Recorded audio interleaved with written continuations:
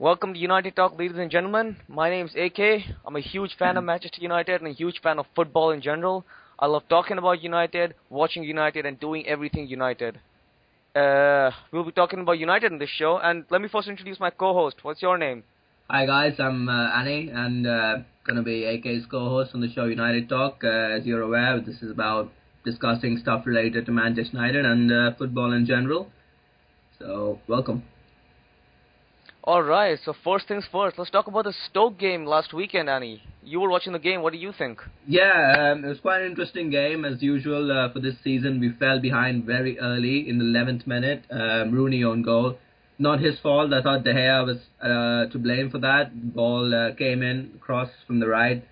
Fairly low height. It was at chest height and he should have come for it. He hasn't, and Rooney's had no option but to put it in the back of the net.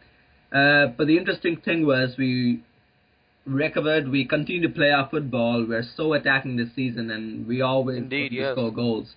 RVP was popping all over the place. There was a lot of fluidity in the front four. Only Valencia was really sticking to his position. Valencia loves the right flank, though. Yeah, he does, and that's where he's best. And RVP popped up on the left. Glorious cross for Rooney's goal. We equalised and never looked back. Stoke got slightly fortunate second goal. Slightly weak defending, but that's been the story of our season so far. But I was really impressed. Yeah, Michael Kitely scoring, I mean, come on. That was definitely... And he was about to be substituted as well, and then he scored, and then they put the substitution on hold. And but our front three, Rooney, Welbeck, Van Persie, was sensational, and you can't stop them, and they are going to score. And I was really impressed by the performance. Sounds good. Well, like you said, lots of fluidity in the game, and I think the front three interchange positions very well, and they're comfortable all over the pitch. I mean, in the final third at least. Yeah. And all of them are proven finishers. I mean, Welbeck's still a bit green, I think, but Welbeck's one of his better performances. I think it'll come with age because he's not as calm in front of goal as the more experienced players. Hernandez is a natural finisher, of course, but. So we'll be getting to Hernandez, by the way, in the game against Braga. Yeah. All right. So, Annie, give me your top three players for the game against Stoke. Well, I have to say Rooney was definitely my standout performer.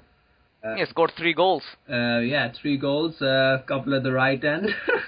And I think I was also impressed with RVP, the way he was moving about, using his experience, and his cross for Rooney's goal was fantastic. Great finish for his goal as well, the way he turned his body and adjusted his position to tap it in. RVP class as always. And I was also impressed by the continuing improvement of Rafael. I think he's probably been our most consistent performer in the defense this season. That's not saying too much, but he is improving a lot. He's little less susceptible now, jumping into tackles and getting lost position. Yeah, he's less impulsive. Yeah, and that's great to see the maturity coming on. So those are my top 3.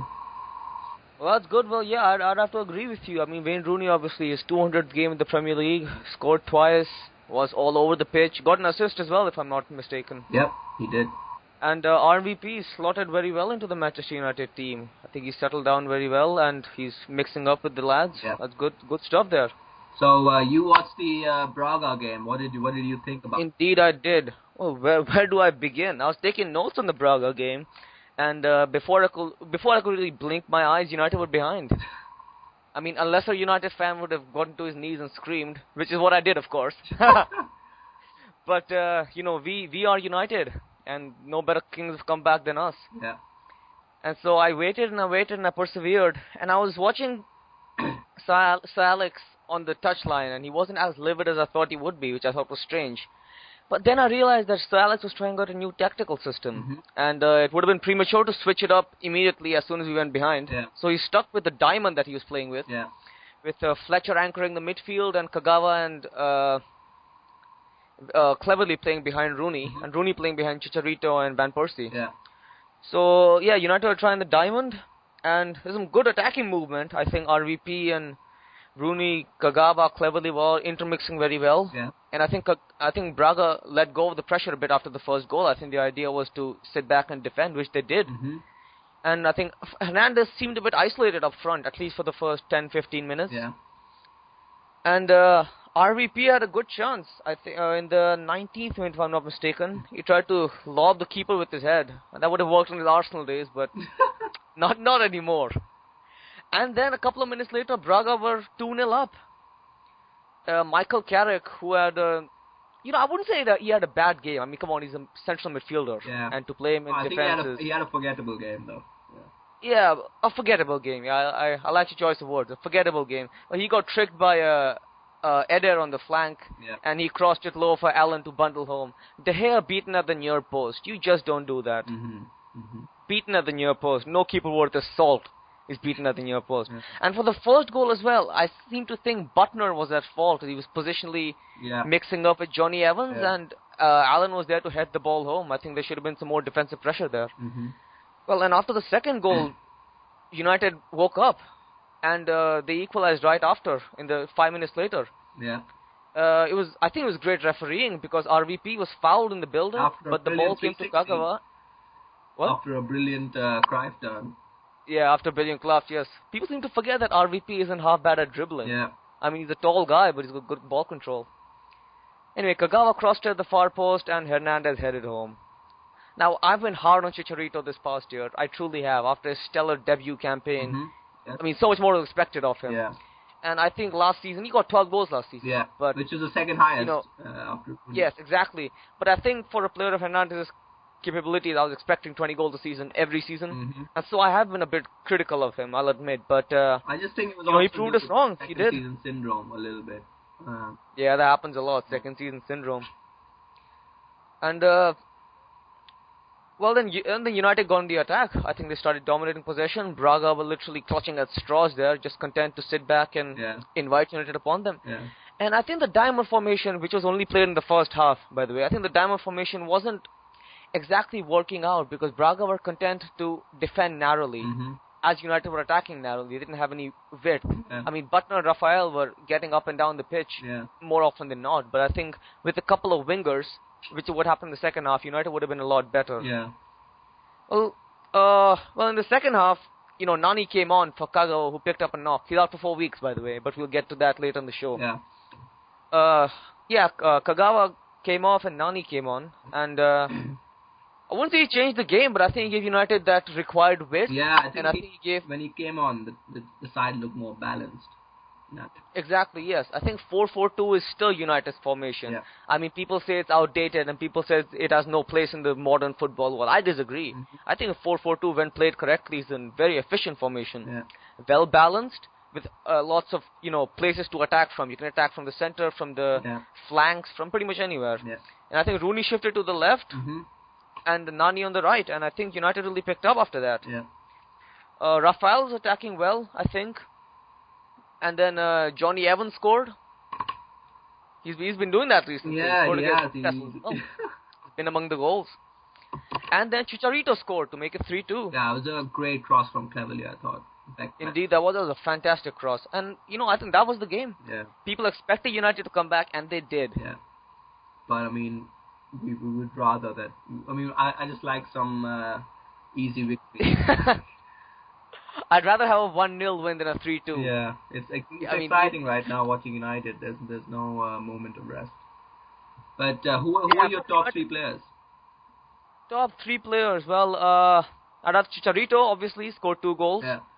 Had decent attacking movement. Chicharito is the type of guy who really contributes to the attacking build-up. Yeah. But when you want a guy in the 6-yard box, Chicharito's there. Yeah. Perfectly two-footed and great with his head for a short guy. Yeah, I really agree with that. Yeah. I think, for me, Cleverly played pretty well. I thought Cleverly ran the midfield very well. Yeah. And I think he's really matured beyond his years. I think Sir Alex Ferguson's continuous, show of faith in him has really improved him. Yeah. And that's what a youngster needs. He needs faith. Yeah. And Cleverly has been, reaping the benefits. He was good against Newcastle, and he was good against Braga, I thought. Yeah. And, I'll say it. I'd say Rafael was my third best player. I mean, I know you mentioned him for the Stoke game, but that's just how much he's improved. I think he's become a solid, dependable right back. Yeah. He's put on some weight, but he's still as fast as ever. Yeah. He's decent with his tackle, and he gets back. He's got good stamina. Very solid player. Yeah. Well, these are my top 3 for the Braga game. Okay, well, interesting you mentioned the talk about United's diamond, and there's been a lot of talk about that recently. We have played it already. I think Braga was the 4th time we played this season. We played it twice against Newcastle, once in the capital, in the league. Played it against FC Cluj away from home, and 4 victories, you have to say. But what do Well, you think about the Diamonds? I don't know. I mean, it looks good on paper, 4 victories, a lot of attacking talent in the team. Yeah. But the thing about football is that it's a game of balance. Hmm. For every attacking movement, there will be a defensive movement as well. Yeah. It's a game of balance. It's yin yang. And to stuff your side with attacking talent leaves you exposed at the back. Yeah.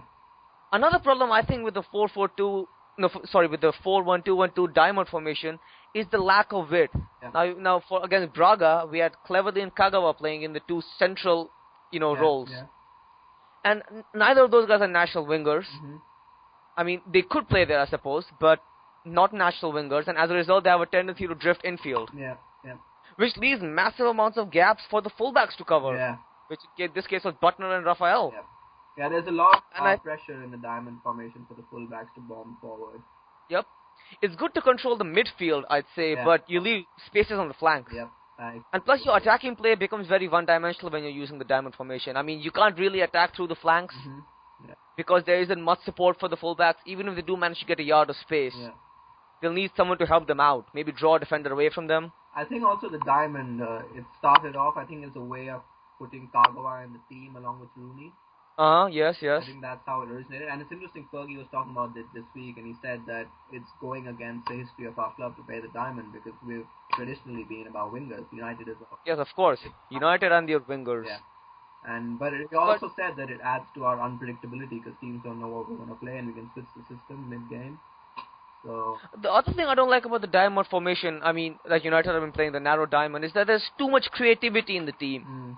What you have is Kagawa, a creative player, Cleverly, a creative player, RVP, who's also very creative, yeah, Rooney, a creative player. That's too much creativity. I think creativity is good, but it needs to be balanced with solid, no-nonsense defensive work, yeah, which Darren Fletcher was providing. yeah, I'd recommend a 4-2-3-1 formation for United with possibly Carrick, Scholes, Fletcher, two of these three in those central holding midfield roles. yeah, They provide the defensive foil on which creative players can build attacks. Yeah.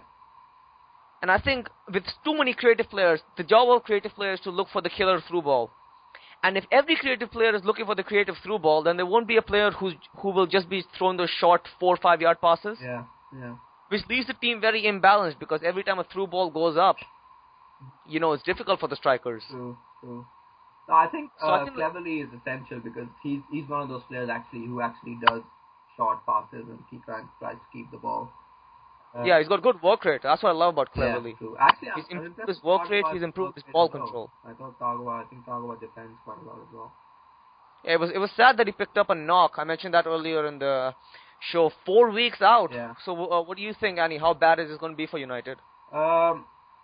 At the moment, luckily, we are well stocked in attacking positions, and Young is coming back, and I don't see it being that much of a problem. Problem is, though, that we do have big games. I mean, we have Chelsea this week, Arsenal coming up. And then Chelsea again in the FA Cup. Carling Cup, is it? Yeah. Carling Cup, yeah, sorry. Capital One, actually. Yeah. They changed the name again. Changes by the minute, but so I'm glad that Phil Jones is Chris Smalling is back in training. Phil Jones back in training next week. Finally, I mean, those guys have been out for a while now. Yeah, I mean we need defensive cover because I've seen Carrick playing at centre back. I think it could be a blessing in disguise, Kagawa's injury. I think it would give United more of a chance to play more balanced football without feeling bad about leaving one of the stars out. Yeah, true. One of the more expensive players that we spent so much money bringing from Borussia Dortmund. True. Talking And about I think it also expensive teams, moving on to Manchester City. Oh boy, here we go. And well, as a United fan, I'm programmed to hate Manchester City, and I know you are too. Yeah. So tell me, Annie, Champions League, City are struggling, losing 3-1 to Ajax. What do you think about that? Yeah, and I saw a funny picture about how the Ajax team cost about 4 million. And the most of the players had been from the youth setup, and they played really well. I thought Mancini after the game saying all the blame was on him and he didn't prepare the players to play 3-5-2 and how he tried to switch to that. And Michael Ricks is talking after the game saying we don't like playing the formation, but the manager likes it. And yeah. I read about that as well. Yes, mutiny. It's I don't understand his tinkering. I don't understand why he's trying to do that. But it's not working out. I mean, they were so lucky to get a point against Dortmund. They got beaten by Madrid, beaten by Ajax. They're just not having the know-how to play in the Champions League. Speaking of tinkering, what do you think about Kompany's drop in form? I mean, do you remember Vincent Kompany last season? Yeah. I think, me being a Manchester United fan, I thought he was the player of the season. Yeah. Just incredibly solid and dependable defender. But this season, I mean, you talk about second season syndrome. Well, this guy's having what, third, fourth season syndrome? Indeed. Because he has been awful this season. Yeah, he really is, and it's a lot of City fans are commenting about it as well, and it's really surprising because he was supposed to be the bedrock of the City defense. City have been Indeed, yes, your captain, your leader. And well, they had to rely on Joe Hart against Dortmund, and yeah. So City I don't know. Are more or less out of the Champions League now, unless they have a miracle. And I doubt that miracle. They still have to play Madrid and Dortmund. Yeah. And they have to play Ajax at the Etihad, I'll agree. But still, those are tough games. Yeah. And I'd like to say I feel sorry for City. Pardon? Because they get drawn in tough groups year after year. Yeah. But I don't. I don't. As a United fan, once again, programmed to hate Manchester City. Yeah. And, good riddance. Have fun in the Europa League. True. If they make it there, by the way. I hope they do, because that'll just be an unnecessary burden that they don't need. Exactly, yeah. But Dortmund very impressively beating Madrid in Germany, and Madrid struggling to get results in Germany. They started just being very weak in Germany. The thing about Madrid is, I think they are having, I think that's the third or fourth time I'm using this term, second season syndrome. They were brilliant last year, reached the semi-final of the Champions League. I thought they played very well. Yeah. Unlucky to go out on penalties. Sergio Ramos. Yeah. He's still waiting for that ball to come back, by the way. I thought Felix Baumgartner got it back for him. And they did win the La Liga, and Ronaldo was in magnificent form. I think the whole team was brilliant in La Liga. Yeah, true. This season they started poorly. They are full 8 points behind Barcelona. Yeah, they are. And second place in the Champions League group stage, but they have to play Dortmund again. Yeah. And they have to play Man City as well. So, things are not quite as rosy. Yep. So, lots of teams are struggling this season in the Champions League. And Chelsea. Chelsea pretty much, Shakhtar Donetsk pretty much copied Atletico Madrid's game plan. Got the ball forwards quickly. And Chelsea was struggling. 12 shots on target conceded in the first half alone. No, but people really underestimate Shakhtar Donetsk. They are a quality team. They have a decent coach in Mircea Lucescu. Yeah. And they have just good, solid players. Yeah. Shakhtar have the balanced team I wish Manchester United had. They've got a solid right back in Dario Serna. They've got intelligent Brazilians in Willian and Jadson. Yeah. And, overall, they're very well balanced. Yeah. I think they are Ukraine's premier team, and I wouldn't be surprised if they make it to the quarters at least this season. True. That's right. A couple of seasons back, they made it to the quarterfinals, so if they could repeat that. Yeah, and I remember them winning the Europa League or the last UEFA Cup way back in 2008 or 2009. I can't remember. This team is a good team, and I think they shouldn't be underestimated. Yeah. And also, I was surprised Juventus getting a draw away from home against the minnows in that group, but I mean, lucky to get a draw, by the way. They scored in the 78th minute. Yeah. What do you think of United? I mean, Juventus' chances of making it through the next round. I actually like Juventus' team. I think they've been playing very well in the Serie A. I think they have a nice deep roster. Yeah. Lots of good players who are not even first choice. Yeah. Who would be first choice for many clubs, but not for Juventus. Yeah. They've got a good solid midfield. Their attack still lacks a little bit, and they have decent defenders as well. I think the free kick that was scored against them in Denmark by the Minnows FC, I can't pronounce the last name, so I won't even attempt it. But 1-1 is a poor result, I'd say, but it could have been worse. That's what I'll say. I think Juventus will make it out of the Champions League group stage, but I see a quarter-final for them maximum. Well, talking about Juventus, we wanted to salute a player this week, Andrea Pirlo. Andrea Pirlo. how We impressive. salute you. Tell us why, Annie. Why do we salute him? Why do we love Andrea Pirlo so much? Well, I just think he's rejuvenated his career brilliantly after AC Milan let him go. He played brilliantly for Italy in the Euros. He hasn't lost a match in the Serie A now for I think more than a year. Is it 48 games unbeaten? Yes, something like that. Yes. Interestingly, in the start of this season, Juventus and Napoli were unbeaten going into the fixture last weekend, and they just did not have any answer for Pirlo. They shut him down in normal play, but he finally managed to get them a goal, get Juve a goal from a corner. And I think it's been 22 months now since he's lost a game in the Serie A. It's just Incredible. The way he's changed about his career. And to imagine, how old is Pirlo? 34, if I'm not mistaken. I'm not sure actually. No. Well, he's plus 30, and that, frankly speaking, is incredible. He looks really old. I think he's not as old as he looks. Like Arjen Robben, am I right? Yeah, indeed. But yes, I salute Andrea Pirlo. I think he's a class player. Very, very calm, very mature, distributes the ball excellently, and I think he is the heartbeat of the Juventus and Italian team. Yeah, indeed he is. And interestingly about Juventus, on a funny note, Paul Pogba scored. Remember him? Oh yes, how can we forget him? Poached from RC Lens as a 17-year-old by Manchester United, and then we let him go. There was a whole, fiasco as well. There was a time where the Juventus move wasn't going through, and Paul Pogba, publicly criticized Ferguson. Yeah, and he did after the game. You can't do that and then, expect to stay in United. Yeah. You can't do that. After scoring, he said, "I'm not expecting any text message of Ferguson. For me, the Red Devils are in the past." So. Well, but for us, he is in the past as well. True. Or whatever past that was. He played 6-7 games for us maximum. Yeah. Well, good riddance, Paul. We'll see you in 3 years when we win the Champions League. Indeed. And just to wrap up the show, I think just give a shout out to our Twitter profile, United Talk. So please follow us on there if you're interested in knowing more about the show and what we're doing on this show. And any last words, AK? I think we should Chelsea in the weekend, Danny. Your predictions? Well, both teams are going to score. And and both teams are defensively fallible this season as well. I would be happy with a draw. I'd say 2-2 would be a good result for us. I'd be happy as well, but since I'm the pessimist in this show, I'd go ahead and say Chelsea are going to win 2-1. 2-1, okay.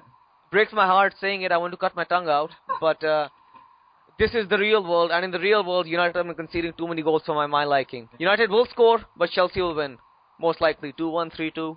Whatever. Well, there you have it, guys. We'll know next week who turned out to be right, if any of us. And, Indeed, we will. Well, thank you for listening to our inaugural podcast, and we hope to see you next week. This podcast will be going on every week, and we talk about all things United. Please like us on Twitter, like us on Facebook, and subscribe on YouTube. Thanks a lot, guys. Cheers. See you guys. Bye-bye.